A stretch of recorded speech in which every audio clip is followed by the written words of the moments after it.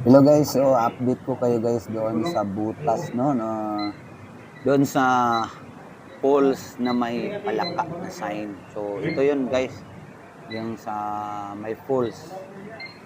Tapos makikita nyo dito guys, itong ating butas, dinetect natin siya gamit ang gamit ang GTR 1000. So makikita natin sa GTR 1000 na meron talaga siyang detection. So pakanan.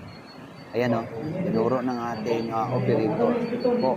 So ngayon i-scanin natin yan kung ano ang kanyang na-detect dyan.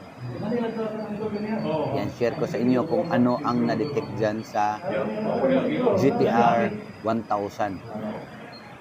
So, ito po yung scanning guys, no? Ito yung resulta ng scanning natin guys doon sa ilalim. So, mapapansin natin dito guys na meron talaga siyang cavity.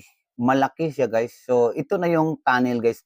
Titignan natin kung tunnel ito ay magkarugtong ba. So, ang gagawin natin dito guys ay correct all value muna natin siya. Correct all value. Press OK. Ayan po. So, makikita natin dito na talagang meron siyang tunnel. Ito na yung chambering guys ng loob ng tunnel. So, ibig sabihin, mula dito sa gilid, papuntang pailalim, ito yung tunnel niya, ito yung lupa, sa itaas, lupa. Titignan natin kung merong mga laman dito guys, sa tunnel na ito, sa loob ng tunnel mismo. Titignan natin. So, back muna natin siya. Ayan po, makikita natin na meron siyang pula na nasa loob mismo ng tunnel guys. Ayan. Interpolate lang natin guys. Ayan. So makikita na natin dito na merong nakabox dyan. So itong box, wala siyang masyadong pula o malakas na pula dito sa loob. Ibig sabihin, posibleng posibleng ito, simento. Diba? So posibleng simento ito box na nasa ilalim, na nasa loob nga ng tunnel.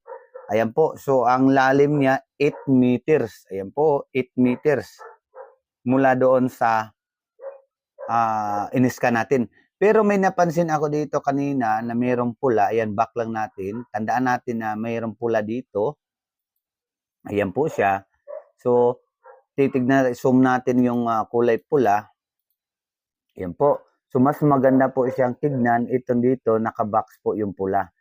So, ngayon, tapatan na natin siya ng hairlines. Ayan, 9 meters yung kanyang lalim, guys. Tapos, 98% ang kanyang signal. 98%, ayan makikita dito sa ibaba, ayan o, 98.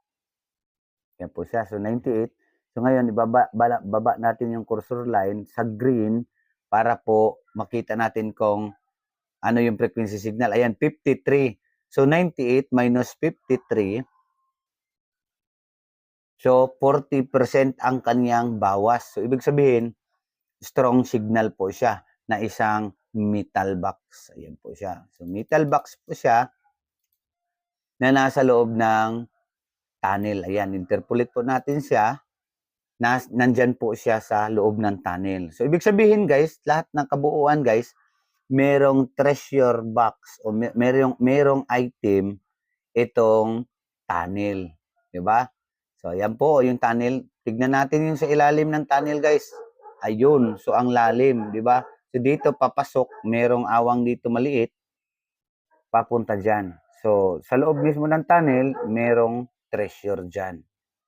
Yan po guys. Thank you so much.